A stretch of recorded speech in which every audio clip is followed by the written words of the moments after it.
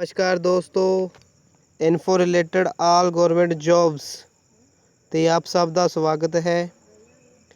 Punjab state civil services combine competitive examination 2020 ਜਿਸ ਦੀ advertisement number 8 ਦੇ ਅਧੀਨ ਇਹ ਪੋਸਟਰਸ ਨਿਕਲੀਆਂ ਨੇ। ਗੱਲ ਕਰਾਂਗੇ ਵੈਕੈਂਸੀਜ਼ ਦੀ। Serial number, name of post. पहली जो पोस्ट है Punjab civil service executive branch दी है। नंबर ऑफ पोस्टर्स 20 ने। Second deputy superintendent of police 26। Number 3 tehsildar 5।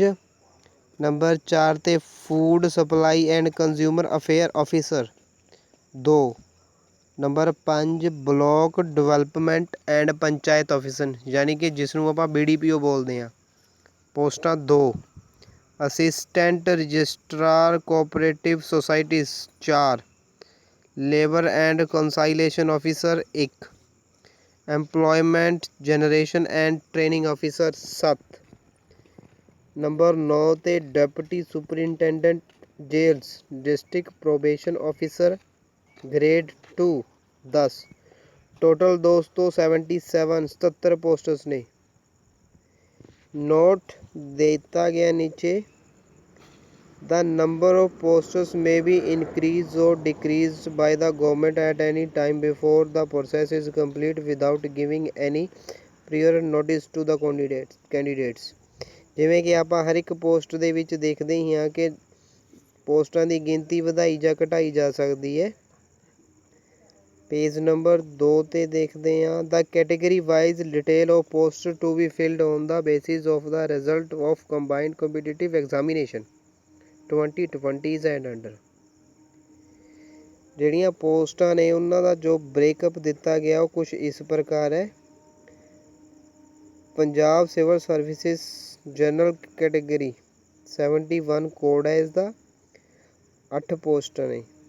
DSP ਦੀਆਂ 10, ESM 'ਚ 3 ਆਉਂਦੀਆਂ ਨੇ। DSP ਦੀਆਂ ਵੀ 3 ਆਉਂਦੀਆਂ। ਤਹਿਸੀਲਦਾਰ ਦੀਆਂ ਜਿਹੜੀਆਂ ਸਾਰੀਆਂ ਪੋਸਟਾਂ ਨੇ ਹੈਗੀਆਂ ਹੀ ESM ਦੀਆਂ ਨੇ। ਮਤਲਬ ਕਿ ਆਪਾਂ ਜੇਕਰ ਤਹਿਸੀਲਦਾਰ ਦੀ ਪੋਸਟ ਲਈ ਅਪਲਾਈ ਕਰਨਾ ਹੈ ਤਾਂ ਸਿਰਫ ESM ਕੈਟੇਗਰੀ 'ਚ ਹੀ ਅਪਲਾਈ ਕਰ ਸਕਦੇ ਹਾਂ। BDPO ਦੀ ਇੱਕ ਪੋਸਟ ਹੈ, ਜਿਹੜਾ ਪਰਸਨ ਸਪੋਰਟਸ ਨਾਲ ਰਿਲੇਟਡ ਹੈ ਉਹੀ BDPO ਦੀ ਪੋਸਟ ਅਪਲਾਈ ਕਰ ਸਕਦਾ ਹੈ। AR ਦੀ ਪੋਸਟ ਹੈ ਜਿਹੜਾ ਉਹ ਵੀ ਸਪੋਰਟ ਪਰਸਨ ਅਪਲਾਈ ਕਰ ਸਕਦਾ ਹੈ। ਇਸੇ ਤਰ੍ਹਾਂ ਸਾਰੀਆਂ ਪੋਸਟਡ ਹੈ ਜਿਹੜੀਆਂ ਉਹ ਦਿੱਤੀਆਂ ਗਈਆਂ ਨੇ, ਨਾਲ ਉਹਨਾਂ ਦੀ ਕੈਟੇਗਰੀ ਵੀ ਦਿੱਤੀ ਹੈ। ਤੁਸੀਂ ਦੇਖ ਸਕਦੇ ਹੋ ਸਾਰੀਆਂ ਪੋਸਟਸ ਦਿੱਤੀਆਂ ਨੇ। ਨੋਟ ਫਿਰ ਨੀਚੇ ਦਿੱਤਾ ਗਿਆ ਹੈ, the candidates must fill the order of preference of services post in the application form for the main competitive exam. The choice by the candidate would be final unless changed before the final result becomes available. ਮਤਲਬ ਕਿ ਪੋਸਟਾਂ ਦੇ preference fill ਕਰਨੇ ਪੈਣਗੇ ਆਪਾਂ ਨੂੰ, ਵੀ ਜਿਹੜੇ preference ਆਪਾਂ ਇੱਕ ਵਾਰ ਫਿਲ ਕਰਤੀ ਉਹ ਫਾਈਨਲ ਹੋਏਗੀ। ਮਤਲਬ ਕਿ ਫਿਰ ਉਸ ਦੇ ਵਿੱਚ ਆਪਾਂ ਕੋਈ ਚੇਂਜ ਨਹੀਂ ਕਰ ਸਕਾਂਗੇ। ਹੁਣ ਐਜੂਕੇਸ਼ਨ ਕੁਆਲੀਫਿਕੇਸ਼ਨਸ ਦੀ ਗੱਲ ਕਰਦੇ ਹਾਂ। The candidate should possess a bachelor degree in any discipline from a recognised university or institution. Candidate ਨੇ ਬੈਚਲਰ ਡਿਗਰੀ ਕੀਤੀ ਹੋਣੀ ਚਾਹੀਦੀ ਹੈ। Provided that candidate may be permitted to take preliminary examination while studying for the qualifying degree. However, the candidate shall be required to produce proof of qualifying the degree course of being eligible to take main competitive examination as per states। ਇਹ ਤਾਂ ਤੁਹਾਨੂੰ ਸਾਰਿਆਂ ਨੂੰ ਪਤਾ ਹੀ ਹੈ ਵੀ ਆਪਾਂ ਨੂੰ degree show ਕਰਨੀ ਪੈਂਦੀ ਹੈ। No candidate shall be eligible for appearing in the preliminary competitive examination unless she has passed the matriculation examination। ਇਹ ਵੀ ਸ਼ਰਤ ਆਪਾਂ ਨੂੰ ਪਤਾ ਹੀ ਹੈ ਵੀ ਜਦੋਂ ਵੀ ਆਪਾਂ ਕੋਈ ਪੋਸਟ ਅਪਲਾਈ ਕਰਦੇ ਹਾਂ ਪੰਜਾਬ ਦੀ ਤਾਂ ਉਸਨੇ 10ਵੀਂ ਪੱਧਰ ਤੱਕ ਪੰਜਾਬੀ ਪਾਸ ਕੀਤੀ ਹੋਣੀ ਚਾਹੀਦੀ ਹੈ। ਬਾਕੀ ਤੁਸੀਂ ਹੋਰ ਵੀ ਇਸ ਨੂੰ ਬੜੇ ਬਰੀਕੀ ਨਾਲ ਪੜ੍ਹ ਲਓਗੇ। ਏਜ ਲਿਮਿਟ ਹੈ ਜਿਹੜੀ ਉਹ 21 years but not older than 37 years 1 ਜਨਵਰੀ 2020 ਤੱਕ ਜਿਹੜੀ ਉਸਦੀ ਉਮਰ ਹੈ ਉਹ 37 ਸਾਲ ਤੋਂ ਵੱਧ ਨਹੀਂ ਹੋਣੀ ਚਾਹੀਦੀ।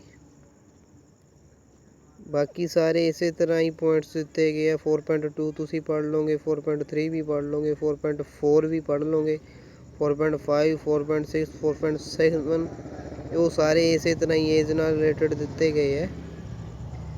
ਨੀਚੇ ਪੁਆਇੰਟ 5 ਹੈ ਜਿਹੜਾ 5 'ਚ ਸਕੀਮ ਆਫ PSCSCC20 ਇਹਦੇ ਵਿੱਚ ਵੀ ਤੁਸੀਂ ਰੈੱਡ ਲਾਈਨ ਹੈ ਜਿਹੜੀ ਪੜ੍ਹੋਗੇ। No candidates who applies for the examination through any other means but through online application form shall be eligible to take this examination. Candidates who register and fill the online application form would be issued admit cards for the preliminary competitive examination as described in the instruction for filling online application form। ਜਿਵੇਂ ਕਿ ਤੁਹਾਨੂੰ ਪਤਾ ਹੀ ਹੈ, ਅਗਰ ਆਪਾਂ apply ਕਰਾਂਗੇ online application ਦੇ through, fees ਭਰਾਂਗੇ, ਫਿਰ ਹੀ ਆਪਾਂ ਨੂੰ ਐਪਲੀਕੇਸ਼ਨ ਫੋਰਮ ਸ਼ੋਅ ਕਰੇਗਾ ਨਾ, ਐਡਮਿਟ ਕਾਰਡ ਹੋਏਗਾ। ਇਹ ਨੈਚੁਰਲੀ ਸਭ ਨੂੰ ਪਤਾ ਹੀ ਹੈ। ਹੁਣ ਨੈਕਸਟ ਗੱਲ ਕਰਦੇ ਹਾਂ 5.3, 5.4, 5.5 ਇਹ ਵੀ ਤੁਸੀਂ ਪੜ੍ਹ ਹੀ ਲਓਗੇ, ਕਿਉਂਕਿ ਇਸ ਦੇ ਵਿੱਚ 5.5 ਦੇ ਵਿੱਚ ਕੀ ਲਿਖਿਆ ਵੀ ਜਿਹੜੇ ਸਿਲੈਕਸ਼ਨ ਪ੍ਰੋਸੈਸ ਨੇ ਉਹ ਦੋ ਤਰ੍ਹਾਂ ਦੇ।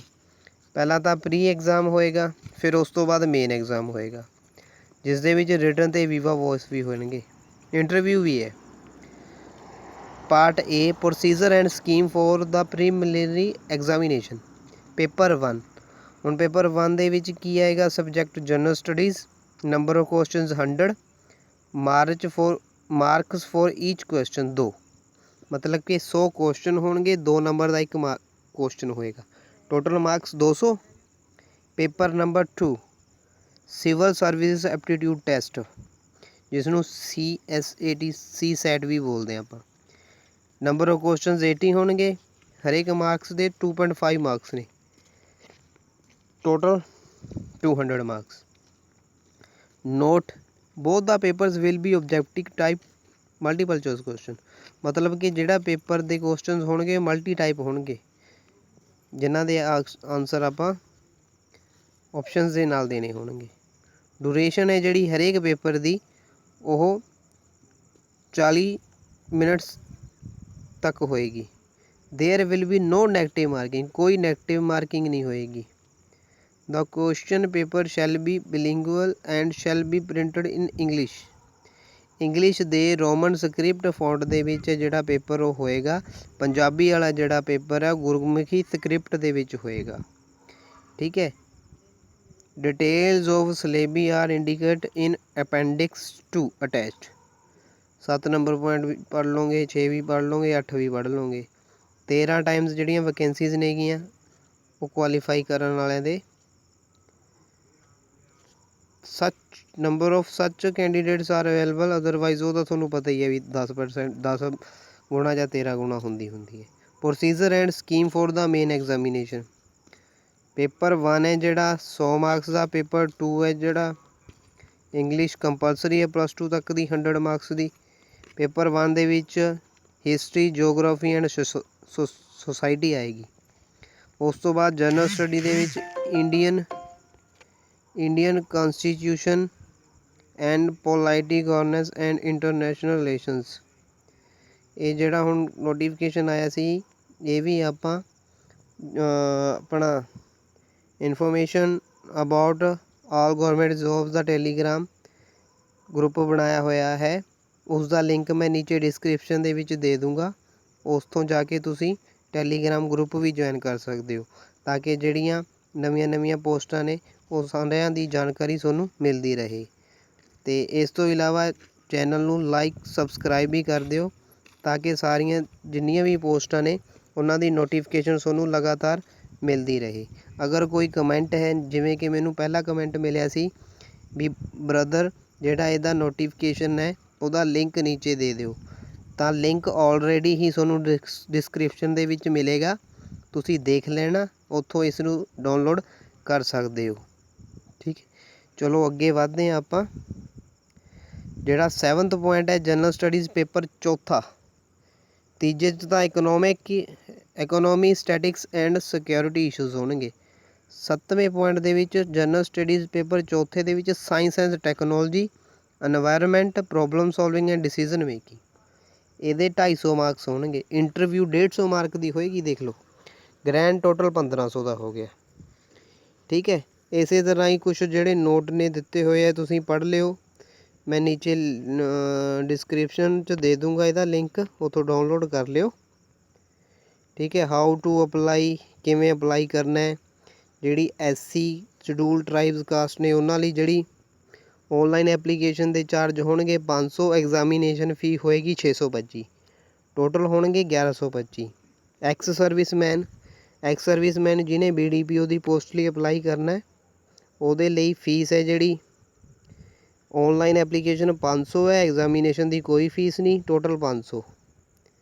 ਆਲ ਅਦਰ ਕੈਟੇਗਰੀਜ਼ ਮਤਲਬ ਜਨਰਲ ਕੈਟੇਗਰੀਜ਼ ਹੈ ਜਿਹੜੀ ਜਾਂ ਇਕਨੋਮਿਕਲੀ ਵੀਕਰ ਸੈਕਸ਼ਨਸ ਵਾਲੇ ਹੈ 500 ਰੁਪਈਆ ਔਨਲਾਈਨ ਫੀ ਹੋਊਗੀ, ਐਗਜ਼ਾਮੀਨੇਸ਼ਨ 2500, 3000 ਟੋਟਲ ਹੋ ਗਿਆ। ਫਿਜ਼ੀਕਲੀ ਹੈਂਡੀਕੈਪਟ 500 ਔਨਲਾਈਨ, ਐਗਜ਼ਾਮੀਨੇਸ਼ਨ ਫੀ 1250, ਟੋਟਲ 1750 ਹੋ ਗਿਆ। ਠੀਕ ਹੈ, ਇੱਕ ਨੋਟ ਹੋਰ ਦਿੱਤਾ ਇਹਨਾਂ ਨੇ ਵੀ ਜਿਹੜੀ ਫੀਸ ਹੈ ਉਹ ਨੋਨ ਰਿਫੰਡੇਬਲ ਹੈ, ਵੀ ਇੱਕ ਵਾਰੀ ਤੁਸੀਂ ਅਪਲਾਈ ਕਰਤੀ ਮੁੜ ਕੇ ਵਾਪਸ ਨਹੀਂ ਹੋ ਪਾਏਗੀ। ਔਨਲਾਈਨ ਐਪਲੀਕੇਸ਼ਨ ਫਿਲ ਕਰਨ ਦੀ ਲਾਸਟ ਡੇਟ ਹੈ ਜਿਹੜੀ 30/6/2020 ਹੈ, ਅਤੇ ਫੀਸ ਥਰੋ ਚਲਾਨ, ਫੀਸ ਚਲਾਨ ਦੇ ਥਰੋ ਭਰਨ ਦੀ ਜਿਹੜੀ ਮਿਤੀ ਹੈ ਉਹ 7/7/2020 ਹੈ। ਨੈਸ਼ਨੈਲਿਟੀ 7.8.8.1, ਉਹ ਮੈਂ ਚੈਸਟ ਮਿਨੀਮਮ ਹਾਈਟ, ਇਹ ਸਾਰਾ ਤੁਸੀਂ ਮੈਜ਼ਰਮੈਂਟ ਹੈ ਜਿਹੜੀਆਂ ਸਾਰੇ ਪੜ੍ਹ ਲੈਣਾ। ਠੀਕ ਹੈ, ਇਹ ਟੋਟਲ ਮੇਰਾ ਖਿਆਲ ਹੈ 37 ਪੇਜਸ ਨੇ। ਉਹ ਸਾਰੇ ਪੇਜਸ ਜੋ ਵੀ ਮੇਨ ਇਨਫੋਰਮੇਸ਼ਨ ਹੈ ਤੁਸੀਂ ਰੀਡ ਕਰ ਲੈਣਾ। ਇਹ ਪੰਜਾਬ ਗੌਰਮੈਂਟ ਦਾ ਗਜਟ ਹੈ ਜਿਹੜਾ ਕਿ ਨਾਲ ਇਹਨਾਂ ਨੇ